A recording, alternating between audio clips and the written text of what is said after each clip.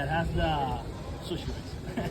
So everything that you use the sushi rice on, that's considered sushi. There's nigiri sushi, maki sushi, which is the rolls, and well, there's a lot of variation. So yeah. So for the California roll today that I'm gonna show you, I'm gonna just give you the ingredients. So definitely we have our sushi rice. So you know that the sushi rice is special. It's different than the regular rice because we mix it with sunomono, which is our mixture between mirin, which is our rice vinegar, with sugar. That's what makes the sushi rice a little bit sweet and sticky, right? Then we have our roasted seaweed. That's something that you're usually gonna see on the sushi rolls or maybe the hand rolls that you also do. So you guys know how you make this? You don't know how to make this? You can go to Miami Beach and there's a lot of those in the beach. You just have to dry them out. So what they do, the process is, yes, they do gather seaweed from the ocean and they dry it out and they put them in presses. So the end product is this. And you're gonna always notice that the seaweed, the roasted seaweed, has a shiny part and a rough part, right? So when you're making sushi rolls, the rough part always goes with the sushi roll, okay? Then for the California roll, well, I'm pretty sure you all know what this is, right? It's an avocado. And this is what? Yeah, but it's not the name. It's Yeah, who knows the name? He's gonna get an extra piece of kanikama. Kanikama. So yeah, this is one of the products that the company is also most proud of. So our company uses sustainable products that are ASC and MSC certified, which means that they're sustainable. So that our crab is MSC, our salmon is ASC, and our tuna also is ASC. So, and then, you guys know what is this? Okay. Anyone know exactly what fish egg is this one? The Japanese name? No. The salmon is the ikura, and the salmon is the bigger one. So this is masago. Okay? Okay. So we're gonna start making the sushi roll. Is that your hands have to be wet, not soaking wet, but wet, enough for the rice not to stick in your hands. So when you guys make a sushi roll, more or less you have to pick up like 4 ounces of sushi rice, 4 ounces of sushi rice, and you shape it to the shape of I would say like a baseball ball. Okay. Then there are 2 ways in which you can make the sushi roll. There's a Japanese way, and there's like a beginner friendly way. So for the Japanese way, you would see sometimes on YouTube tutorials that the sushi chef just put the rice here, spreads the rice, and with his hands, right? But for you guys, for it to be easier, you're gonna use this tool, which is the bamboo mat. You're gonna put your 4 ounces of rice here, and you're just gonna spread it through the bamboo mat, right?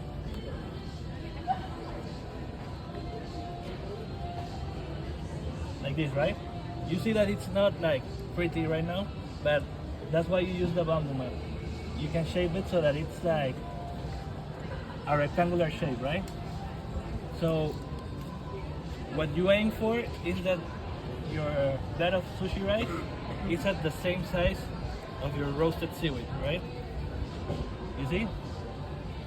So you can put it like this. Okay, so for the California roll, remember we use our kanikama, in which we put it like this, and avocado.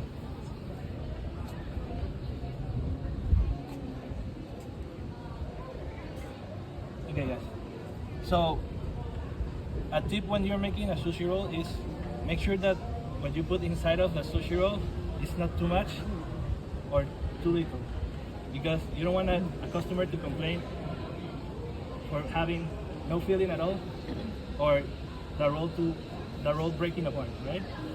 So once you put the ingredients in the middle of the seaweed, you use your bamboo mat to help you seal the roll.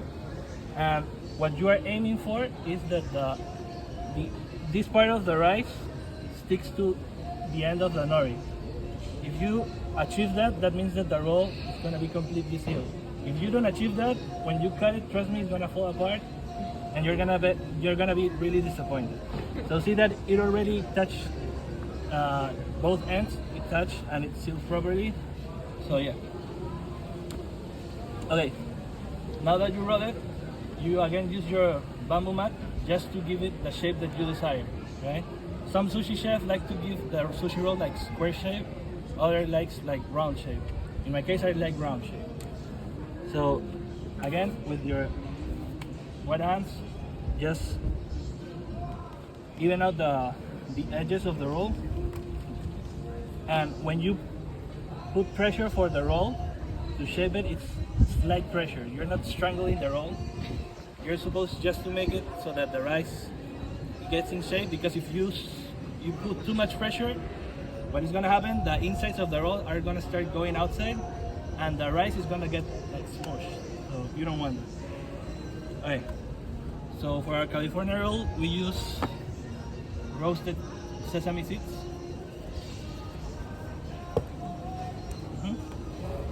And now, at the end, I'm gonna put the masala. But the most important part of a sushi roll is how you cut it, right? And the best trick I can give you is you need a sharp knife. If you have a dull knife, it's not gonna work for you. Also, a trick that most Japanese sushi chefs use is that they soak the blade in water so that it's easier for you guys to cut through. So when you cut the sushi roll, you're supposed to cut with all the edge of the knife. Some people get desperate and start like this. No, you're supposed to cut it with all the knife, with using the edge, right? So like I said, sharp knife, wet knife, and my trick also for beginners, because usually in sushi bar we cut it this way, right? But for you guys to make even rolls, I always suggest for you guys to do half, and then again half,